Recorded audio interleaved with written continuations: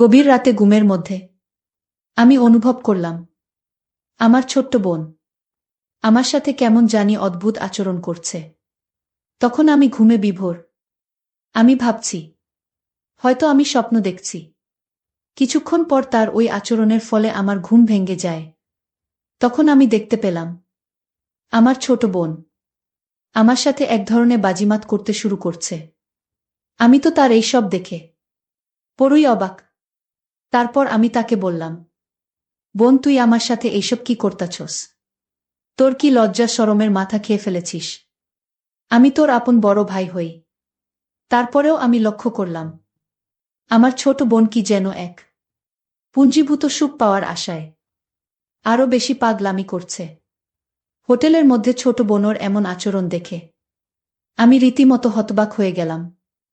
তখন আমার ছোট বোনের চোখে মুখে শুধু বাসনার রং দেখতে পেয়েছিলাম।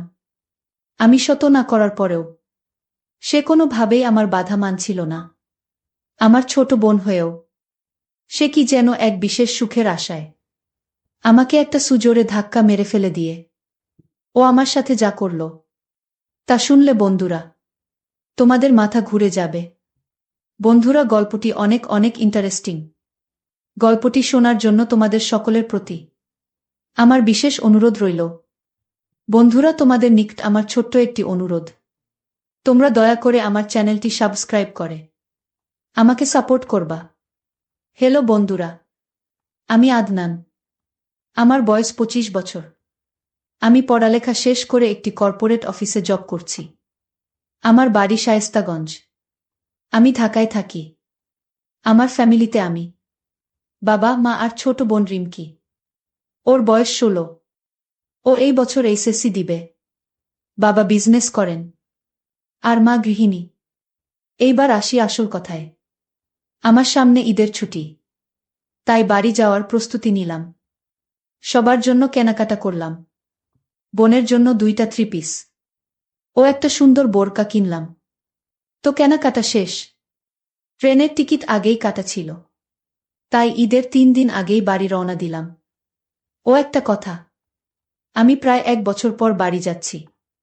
চাকরিতে জয়েন হওয়ার পর আর বাড়ি যাওয়া হয়নি, তাই সবার জন্যই কম বেশি কেনাকাটা করেছি, বিশেষ করে আমার আদরের ছোট বোন রিমকির জন্য। দীর্ঘ 5 ঘন্টা জার্নি করে অবশেষে বাড়ি পৌঁছালাম, কারণ শায়েস্তাগঞ্জ শহর থেকে অনেক ভিতরে গ্রামে আমাদের বাড়ি। বাড়ি পৌঁছাতে প্রায় রাত 10টা বেজে গেল। বাড়ি গিয়ে দেখি সবাই ঘুমিয়ে গেছে। আম্মুকে ডেকে তুললাম। তারপর খাওয়া শেষ করে আমিও ঘুমিয়ে গেলাম। অনেক রাত, তাই আর রিমকিকে ডাকলাম না। সকাল 6টায় দেখি ছোট বোন রিমকি ডাকাডাকি শুরু করছে। রুমের দরজা খোলা ছিল, তাই ও বিছানার পাশে গিয়েই ডাকছে। ও ডাকছে আর বলছে, ভাইয়া, আমার গিফট কোথায়? আমি ঘুম ঘুম চোখে বলছি, যা এখন, পরে নিস, এখন ঘুমাতে দে তো। কিন্তু ও নাছোড়বান্দা, ও গিফট না নিয়ে যাবেই না। তাই আমার গায়ের কাঁথা ধরে টান দিয়ে কাঁথা নিয়ে গেছে। আমি লাফ দিয়ে উঠে দেখি আমার পরনের অবস্থা খারাপ। আমার তো লজ্জায় অবস্থা খারাপ। আর এদিকে ও খিলখিল করে হাসছে আমাকে এই অবস্থায় দেখে। আমি তাড়াহুড়া করে বিছানার পাশ থেকে উঠলাম আর ভালো করে ওর দিকে তাকালাম। ওকে যেন আমি চিনতেই পারছি না। ও এই 1 বছরে এত বড় হয়ে গেছে, একেবারে অচেনা লাগছে। তার রূপ এবং সৌন্দর্য যেন উপচে পড়ছে। আমি এতদিন পর আমার আদরের বোনকে দেখছি, যেন অচেনা এক পরী আমার ঘরে এসেছে। শেষে ওর ডাকে আমার ধ্যান ভাঙল। রিমকি বলল, এই ভাইয়া, কি দেখছিস অমন করে? মনে হচ্ছে আমাকে কোনোদিন দেখিসনি। আমি বললাম, ও হ্যাঁ, আসলে তুই তো অনেক বড় হয়ে গেছিস, তোকে তো চিনতেই পারছি না। রিমকি বলল, ভাইয়া, তুই আমাকে পরে মন ভরে দেখিস। আগে আমার জন্য কি এনেছিস তা বের কর। আমি বললাম, ওহ, দিচ্ছি দাদা। এই বলে আলমারি থেকে ওর জামা আর বোরকাটা ওকে দিলাম। ও তো মহা খুশি। খুশিতে আমাকে এক অদ্ভুতভাবে ধরল। ওর এই অদ্ভুতভাবে ধরাতে আমার অবস্থা খুব খারাপ হতে লাগল। কিছুক্ষণ পরে বাথরুমে গিয়ে ফ্রেশ হলাম। বাথরুম থেকে বের হয়ে সকালের নাস্তা করলাম। নাস্তা করে রুমে বসে মোবাইলে গেমস খেলছিলাম।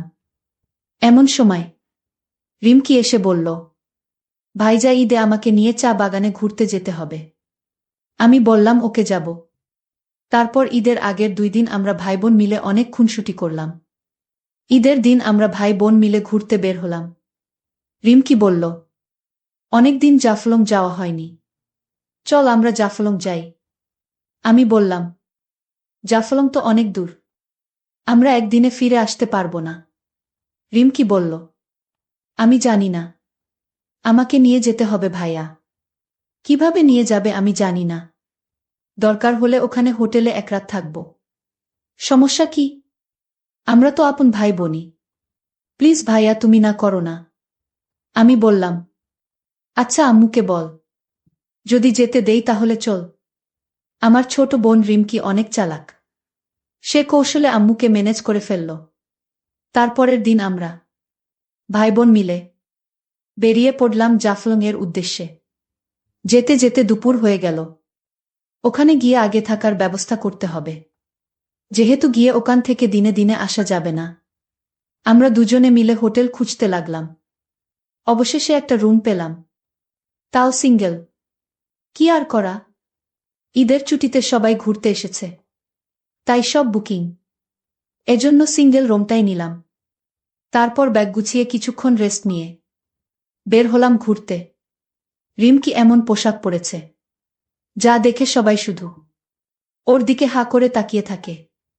আমার খুব রাগও হচ্ছে, কিন্তু কাউকে কিছু বলতেও পারছি না। এর মধ্যে এক ছেলে আর এক ছেলে কে বলছে, দেখরে ওই মদনে একখান জিনিস পাইছে। আহ বন্ধু, ওই মদনের কপালটা কি ভালো। এই শুনে আমি রেগে ওদের কাছে যেতে চাইলে রিমকি আমাকে বাধা দিল। তারপর আমরা ভাই বোন অনেক মজা করে ঘুরলাম। সারাদিন ঘুরে হোটেলে ফিরলাম সন্ধ্যায়। তারপর আমরা ভাই বোন মিলে রুমে গিয়ে ফ্রেশ হয়ে আবার হাঁটতে বের হলাম। আমাদের সাথে পাশের রুমের সদ্য বিবাহিত স্বামী স্ত্রীর জুটি বেরো হলো। তারা আমাদের ডাক দিয়ে বলল, আপনারাও কি হাঁটতে বের হচ্ছেন? রিমকি বলল, হ্যাঁ। আপনারা? উনারা বলল, হ্যাঁ। আমরাও বের হলাম। ছেলেটা বলল, চলুন না, আমরা একসাথে হাঁটি, এলাকাটা তো অপরিচিত, লোক বেশি হলে ভয়ও লাগবে না। আমরাও রাজি হলাম। তারপর গল্প করতে করতে তাদের সাথে পরিচয় হলাম।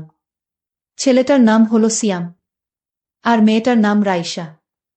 হঠাৎ করে রাইসা বলে উঠল, আপনাদের না দুজনের খুব মানিয়েছে। আমি তো ভেবাচেকা খেয়ে গেলাম, কি বলবো বুঝতে পারছি না। তখন রিমকি বলল, আপনাদেরও খুব মানিয়েছে। কত মাস হয়েছে আপনাদের বিয়ে হয়েছে? তখন সিয়াম বলল, 3 মাস।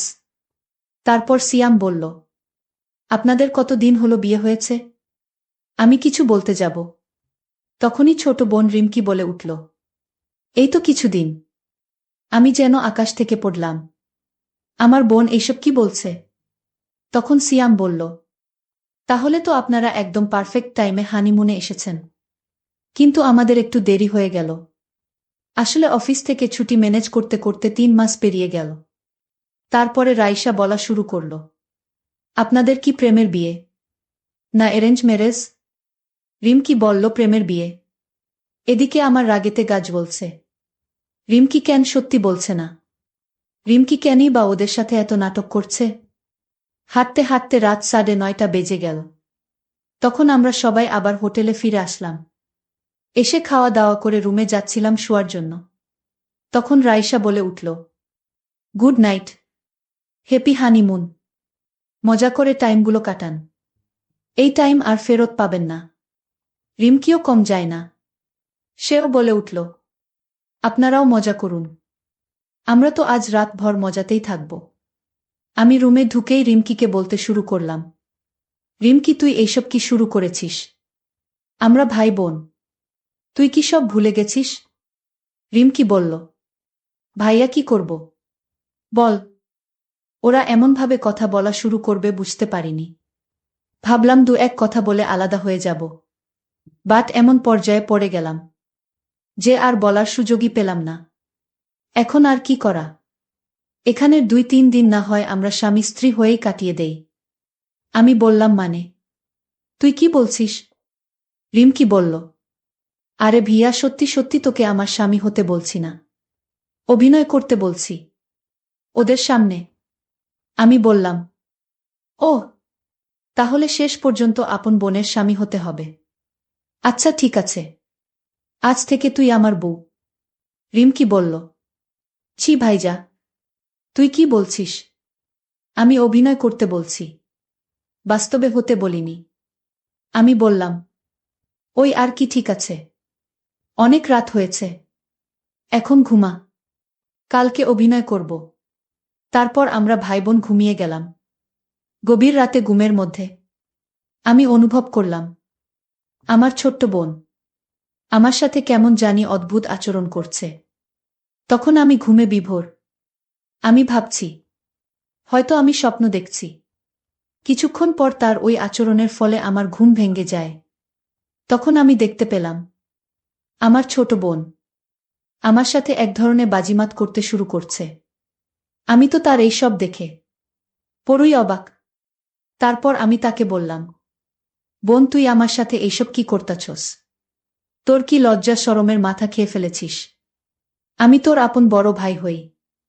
তারপরেও আমি লক্ষ্য করলাম আমার ছোট বোন কি যেন এক পুঞ্জীভূত সুখ পাওয়ার আশায় আরও বেশি পাগলামি করছে। হোটেলের মধ্যে ছোট বোনর এমন আচরণ দেখে আমি রীতিমতো হতবাক হয়ে গেলাম। তখন আমার ছোট বোনের চোখে মুখে শুধু বাসনার রং দেখতে পেয়েছিলাম। আমি শত না করার পরেও সে কোনোভাবেই আমার বাধা মানছিল না। আমার ছোট বোন হয়েও সে কি যেন এক বিশেষ সুখের আশায় আমাকে একটা সুজোরে ধাক্কা মেরে ফেলে দিল। তারপর সে যেন একেবারে পাগল, মানে একেবারেই উন্মাদ হয়ে গেল। আমার ছোট বোনের যে এত কৌশল তা আমি জানতাম। 10 মিনিটের মাথায় আমার ঘুমন্ত আর নিস্তেজ অবস্থাটাকে এমন করে দিল। আমার কাছে মনে হলো যেন আমি আর কোনোভাবেই থাকতে পারছি না। তার অসম্ভব কৌশলের জাদু পেয়ে আমি তো প্রায় উন্মাদ হয়ে গেছি। শেষমেশে আমার এমন অবস্থা হলো।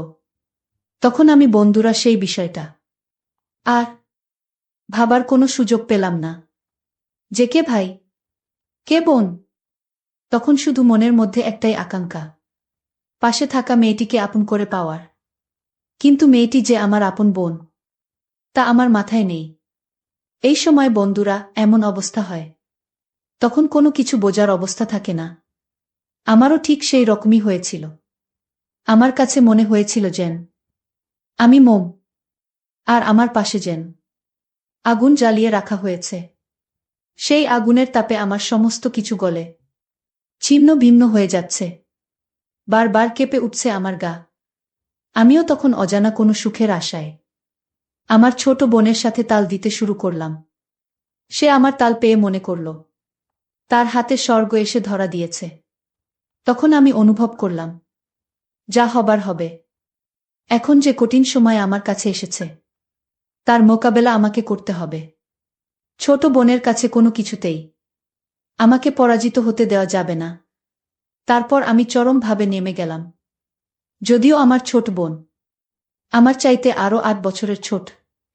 প্রথম প্রথম আমি ভাবছি হয়তো সে আমার সাথে কুলিয়ে উঠতে পারবে না।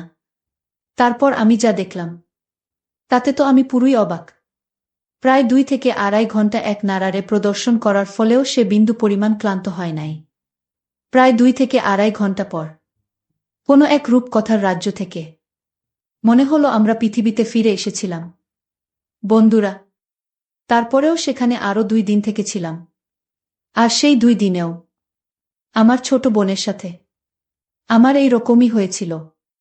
বন্ধুরা, ঘটনাটি আমার অতীতের একটি অপ্রত্যাশিত ঘটনা, যা হয়তো তোমরা বিশ্বাস করবে না। তারপরেও সত্যিটা তাই। বন্ধুরা, পৃথিবীতে হয়তো এরকম কিছু ঘটনা ঘটে যা কখনো বিশ্বাসের অযোগ্য বলে মনে হয়। তারপরেও ওই সমস্ত ঘটনা বাস্তব। আমার ক্ষেত্রেও ঠিক তেমনি হয়েছিল। পরিশেষে আমি তোমাদেরকে বলবো, বন্ধুরা, যখন কোনো ছেলে অথবা মেয়ে সাবালক হয়, তখন প্রত্যেকটা মানুষ মানে ভাই হোক, বোন হোক, বাবা হোক বা অন্য যে কেউ হোক, তাদের সকলের শালীনতা থাক প্রয়োজন। একসাথে বসবাস করা, একসাথে থাকা, সবকিছু থেকে পৃথক থাকাই উচিত। এতে করে মানুষের চাহিদা কম থাকবে। তাহলে হয়তো এরকম ধরনের নিষিদ্ধ দুর্ঘটনা আমাদের সমাজে কম হবে। আর সবচেয়ে বড় কথা হচ্ছে, আমাদের সমাজে যে সমস্ত লোকেদের এরকম ধরনের মন মানসিকতা, তাদের প্রত্যেকেরই চরিত্রটা সংস্কার করা প্রয়োজন। বন্ধুরা, আজকে এই পর্যন্তই। আবারও আসবো তোমাদের মধ্যে নতুন কোনো গল্প নিয়ে। গল্পটি যদি তোমাদের ভালো লাগে, তাহলে একটি লাইক দাও। প্রতিদিন আমি তোমাদেরকে এই রকম ইন্টারেস্টিং একটা করে নতুন গল্প উপহার দিব। তাই তোমাদেরকে অনুরোধ করে বলছি, তোমরা যদি এই রকম ধরনের ইন্টারেস্টিং গল্প পেতে চাও, তাহলে দয়া করে আমার চ্যানেলটিকে সাবস্ক্রাইব করো। অবশেষে তোমাদের সকলের সুস্বাস্থ্য কামনা করি। ভিডিওটি দেখার জন্য তোমাদের সকলকে অসংখ্য ধন্যবাদ। আজ রবিবার, ছুটির দিন। সকাল সকাল ঘুম থেকে উঠে ফ্রেশ হয়ে চায়ের কাপ হাতে যেই না নিউজ পেপারটা নিয়ে সবে মাত্র একটু নাড়া চাড়া করতে যাব, অমনি দেখি ট্রিং ট্রিং করে পকেটে রাখা মোবাইলটা হঠাৎই বেজে উঠল। এই সাত সকালে আবার কে ফোন করল রে ভাই? ধুত্তর, ভাল্লাগে না আর। সকাল বেলা উঠে যে একটু খবরের কাগজটা দেখব, তারও আর জোনেই দেখছি যত সব আজেবাজে লোকজন। এই সাত সকালে উঠে কোনো কাজ কম্ম কিচ্ছু নেই, ফোন করে শুধু লোককে বিরক্ত করছে গি। খানিকটা রেগে গিয়েই ফোনটা হাতে নিয়ে আননোন নম্বর দেখে ফোনটা তুলে ঝাঙিয়ে উঠে বললাম, হ্যালো? কে মশাই আপনি? এই সাত সকালে ফোন করে অযথা বিরক্ত করছেন? Hello, good morning sir. Am I speaking to Pranjal? Mr, Pranjal Bagchi. অপর প্রান্ত ততোদিকশান্তভাবে জবাব দিল, ইয়েস স্পিকিং। Whose this? আমিও এবার একটু শান্ত হয়ে জবাব দিলাম, গুড মর্নিং মি বাগচি।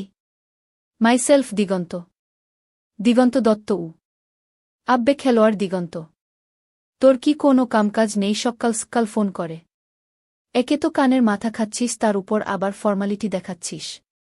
ওপার থেকে একটা খ্যাক খ্যাক করে হাসির আওয়াজ এলো আর দিগন্ত ব্যাটা বলল, আসলে তুই এতটা রেগে যাবি তা তো ভাবতে পারিনি। তাই ভাবলাম ল্যাঙ্গুয়েজটা চেঞ্জ করেই দেখি, তোর রাগটা যদি একটু পড়ে। আরে বল, কেমন আছিস? কলেজের রিইউনিয়নের পর তো তোর আর কোনো পাত্তাই নেই ভাই। এখন কোথায় আছিস? কি করছিস? যে অফিসে ছিলিস সেখানেই সেটলড নাকি আবার অন্য কোথাও টয়েন করলি নাকি? পরের পর প্রশ্ন করতে থাকলাম আমি ওকে। আরে তুই তো আমার উপর এক্কেবারে প্রশ্নের বুলডোজার চালিয়ে গেলি। আমি ভালো আছি, আর তুই? মুচকি হেসে জবাব দিল দিগন্ত। আমিও একদম বিন্দাস আছি। আমি বললাম, আজকে তো তোর ছুটি, তা বাড়িতে বসে বসে করছিসটা কি? চল না একটু বসি কোথাও, বেশ জমিয়ে আড্ডা দেওয়া যাবে কি বল? ও আডমোডা ভাঙ্গতে ভাঙ্গতে জিজ্ঞেস করল। হ্যাঁ, তাহলে এসপ্ল্যানেডে যে রেস্টুরেন্টটায় আমরা বসে আড্ডা মারতাম না, সেখানেই চলে আয় 12টার মধ্যে গু। ঠিক আছে, আজ তাহলে মিশন এসপ্ল্যানেড, ঠিক দুপুর 1-2টায়। আমি টেবিল বুক করে দিয়ে নম্বরটা তোকে টেক্সটও করে দিচ্ছি গু। ঠিক আছে, করে দে গি। ওকে, রাখি তাহলে? হ্যাঁ, রাখ উ। রেস্টুরেন্টে ঢুকে দেখলাম নির্দিষ্ট টেবিলের সামনে, গিয়ে দেখি এখনও এসে পৌঁছায়নি দিগন্ত। ওর বয়সটা কতই বা আর হবে? হয়তো আমারই মতো হবে, বছর 34। আমাদের বন্ধু মহলের সব থেকে সুন্দর দেখতে বোধহ ওই ছিল। যেমন ফর্সা তেমন লম্বা, আবার তেমনি জিম করে পেটানো নির্মেদ একটা চেহারা, আর হাইটটাও খারাপ নয়, 6 ফুটের মতো। মেয়ে মহলে ওর দারুণ কদর, এক্কেবারে অ্যাটিটিউড। ওর কিন্তু কলেজের মেয়েদের দিকে খুব একটা বেশি আকর্ষণ ছিল না। বৌদি থেকে এয়ার হস্ট্রেস কাউকে বাদ দিত না ও। এরা সবাই নাকি ছিল ওর ক্লায়েন্ট। কলেজে পড়তে পড়তেই এটাই ওর পার্ট টাইম জব ছিল। বলতে গেলে পাক্কা মেল জিগোলোতে পরিণত হয়েছিল ও। কিন্তু ওই যে কথায় বলে না, অল্প বয়সে পাকলে ওইটা তার দুঃখ চিরকাল উ। ওরও না ঠিক সেই অবস্থা। নাকি সেই 15 বছর বয়স থেকেই ওর ঘাটের খেয়ে আসছে, আর খেয়েই এই অবস্থা করে ফেলেছে। সেই সময় ওর বাংলার দিদিমণিকে দিয়ে সেই যে শুরু করেছিল ও। তারপর থেকে ব্যাপারটা ক্রমেই ওর নিত্য নৈমিত্তিক কাজে পরিণত হয়। এসবের জন্য তো আমরা আবডালে ওকে দিগন্ত বলেই ডাকতাম। তবে আমি আসার বেশ কিছুক্ষণ পর এসে পৌঁছল ও। এই তোর সেই লেট করে আসার রোগটা তোর আজও গেল না দেখছি গু।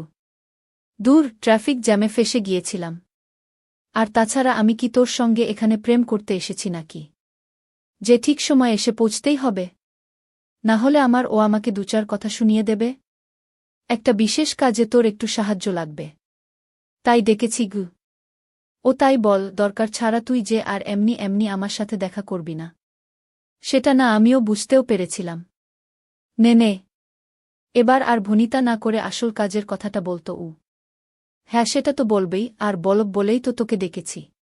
কি জানিস তো, অনেক ভেবে দেখলাম একমাত্র তুই আছিস যে আমাকে এই সমস্যা থেকে উদ্ধার করতে পারিস। তুই ছাড়া অন্য কারোর পক্ষে কাজটা করাটা বিপজ্জনক।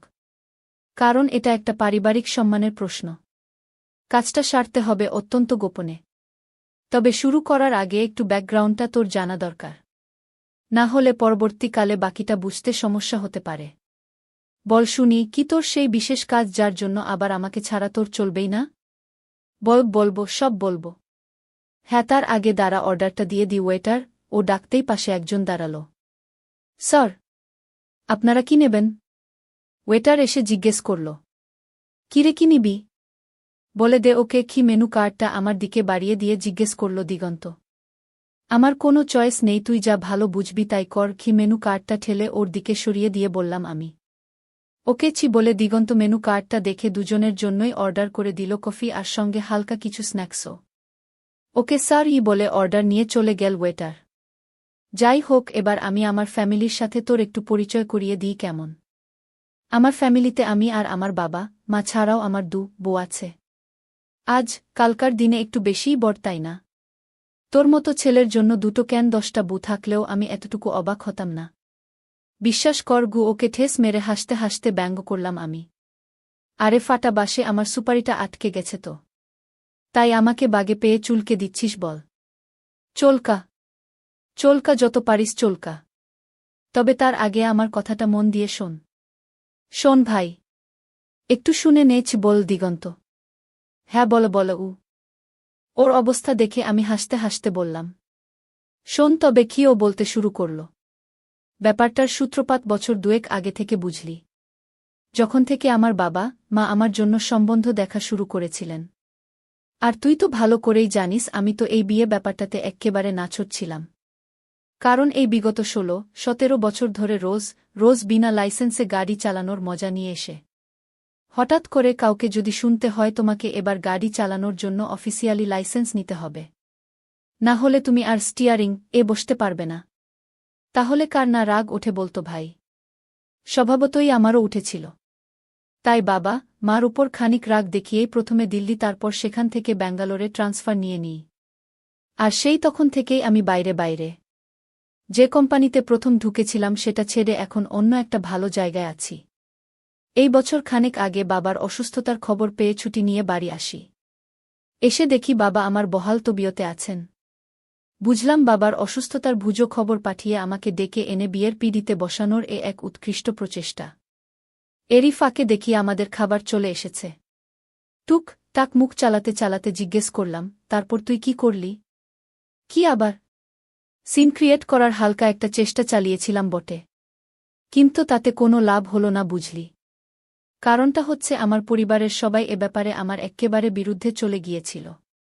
একজনকেও আমার পাশে পেলাম না, যে কিনা আমার পাশে দাঁড়িয়ে আমার ফরে কথা বলবে। তারপর সেই সময় আবার কলকাতায় আসার একদিন পরেই সকাল ঘুম চোখ খুলেই যদি বাবার কাছে কাউকে ঝাঁট খেতে হয়, তাহলে কারই না মেজাজটা খিচড়ে যায় বল? তুই ঝাঁট খেলি? শেষ পর্যন্ত তুই তাহলে তোর বাবার ঝাঁট খেলি? হাক। তা কি নিয়ে ঝাঁটটা খেলি একটু শুনি কি? জানিসই তো যে আমার বাবা একটু রাশভারী গোছের, আর তাই বাবাকে আমরা একটু সমঝেই চলি। সেদিন সকালবেলা ঘুম চোখ খুলে ফ্রেশ হয়ে বাজারের ব্যাগটা নিয়ে যেই বেরোতে যাব, অমনি পড়বিত পট এক্কেবারে বাঘের মুখে গিয়ে। কোথা চললে? বাবা, বাজারে। কি বাজারে যাচ্ছ? যখন যাও কিন্তু একটু তাড়াতাড়ি ফেরার চেষ্টা করো গিয়ে। কেন বাবা? তোমার সাথে আমার একটু জরুরি কথা ছিল। ঠিক আছে বাবা। যাই হোক, সেদিন বাজার থেকে তো ফিরলাম, তারপর ব্রেকফাস্টটা শেষ করে সবে উঠতে যাব। এই সময় বাবা হঠাৎ বলে উঠলেন, বসো বসো, তোমার সাথে কথা আছে। কি কথা বাবা? শোনো তবে, বাউন্ডুলেপনা ছেড়ে তোমাকে এবারে সেটল করতেই হবে। আর সেটা করতে হবে এবছরেই। সেজন্যই আজ বিকেলে তোমার জন্য আমরা মেয়ে দেখতে যাচ্ছি।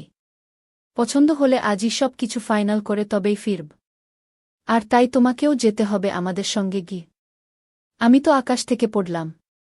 মানে আমার কি ইচ্ছে বা অনিচ্ছের কোনো দাম নেই না তোমাদের কাছে? বললামই তো, আমার একটু সময় চাই এটা নিয়ে ভাবনা চিন্তা করার জন্য। ওহ সরি, ওই সময়টুকুই যা এই মুহূর্তে দেওয়া যাচ্ছে না তোমাকে? আমাদেরও তো বয়স হয়েছে নাকি? আর বিশ্বাসটা তো নতুন কিছু নয়, অনেক দিন ধরেই চলছে।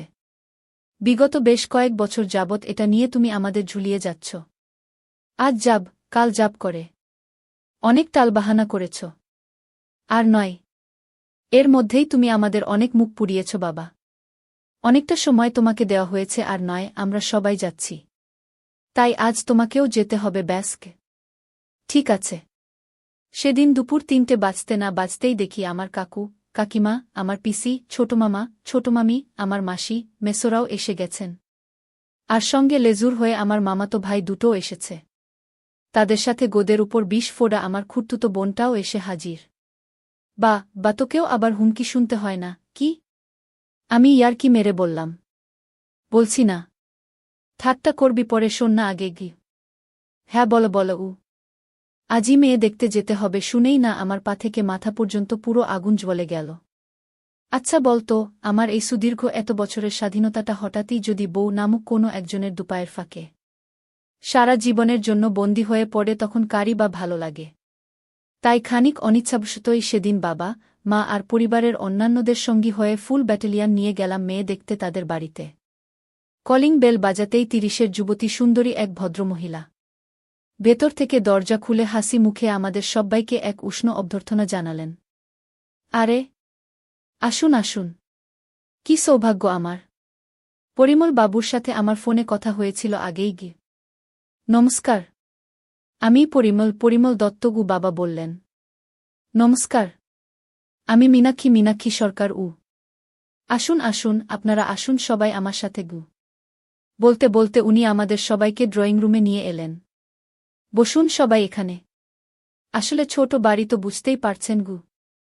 বাড়ি ছোট তো কি হয়েছে? বাহত কি সুন্দর, বেশ সাজানো গোছানো, আমার তো দেখে বেশ পছন্দই হয়েছে আমার মা বললেন। বাড়িটা সত্যিই বেশ সাজানো গোছানো বুঝলি। আমার বাবা ওনার সঙ্গে আমার পরিবারের সকলকে আলাপ করিয়ে দিলেন। আচ্ছা আপনারা একটু বসুন, বুঝলেন, আমি আবার ওদিকটা একটু দেখে আসি।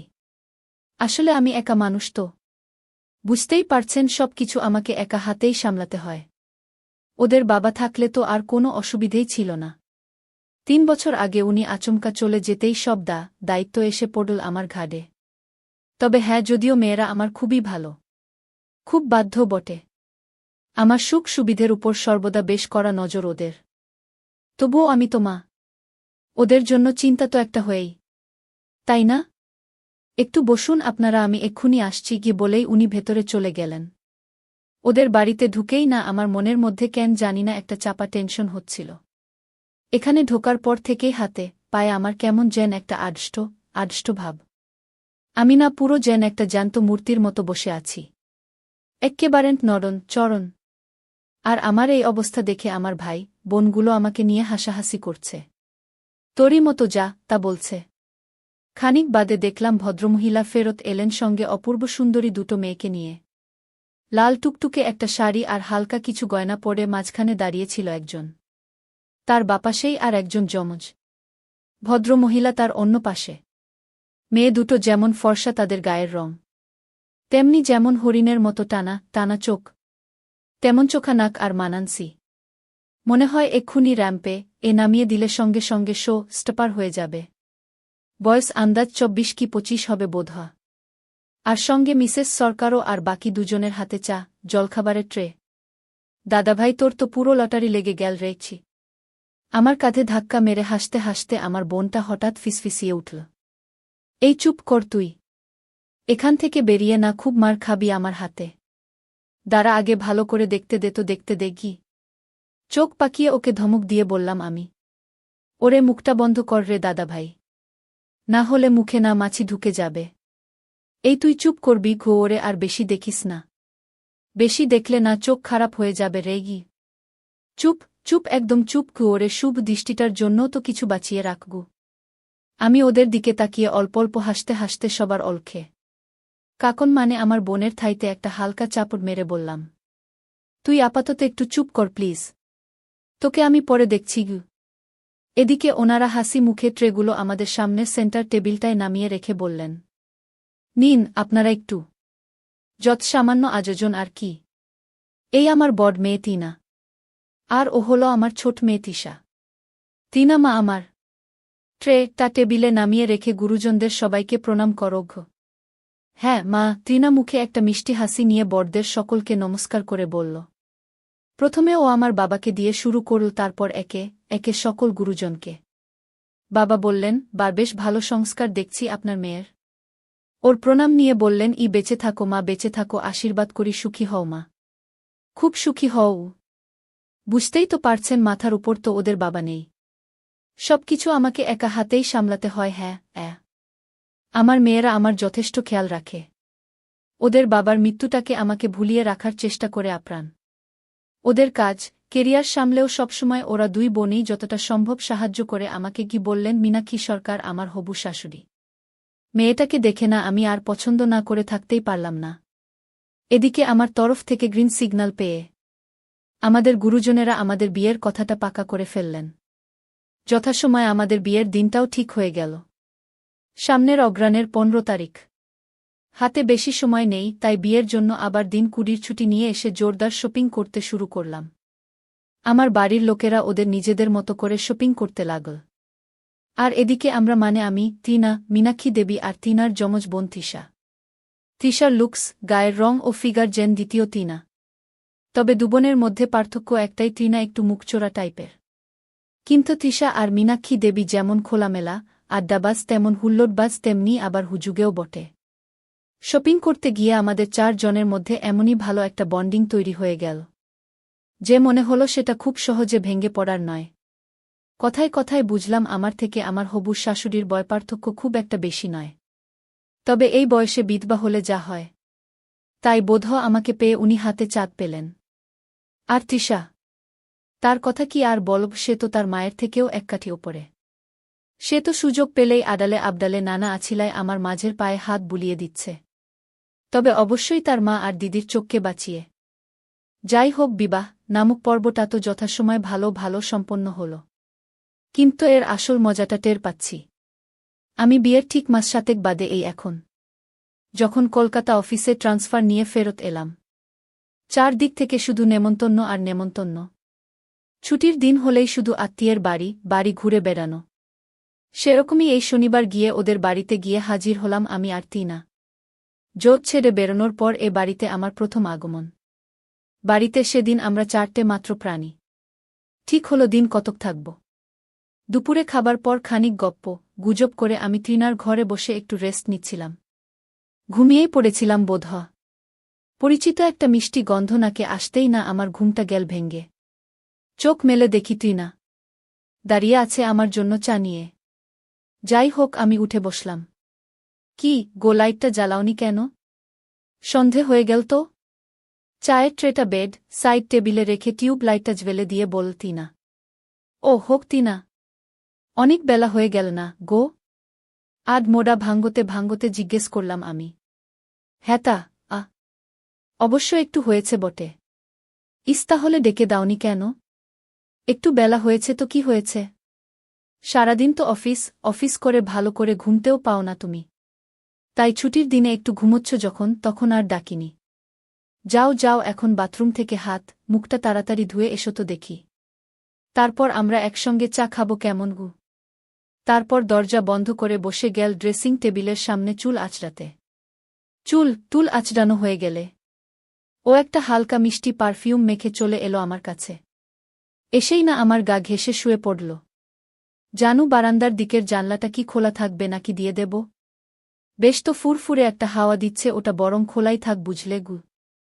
আচ্ছা, তাহলে যদি লাইটটা অন্তত নিভিয়ে দিই তাহলে কি তোমার খুব একটা অসুবিধে হবে? ঠিক আছে বর, লাইটটা যদি চাও তাহলে আপাতত তুমি নিভিয়ে দিতেই পারো। কিন্তু এই নাইট ল্যাম্পটা জ্বালা থাক, কি বলো? আমি জবাব দিলাম। যেমন কথা তেমন কাজ। বিছানায় চা খেতে খেতে, এই কি হচ্ছেটা কি? কি হচ্ছে মানে? আমি আমার বউকে আদিক্ষেতা। আদিক্ষেতা তো আদিক্ষেতা। যাও তো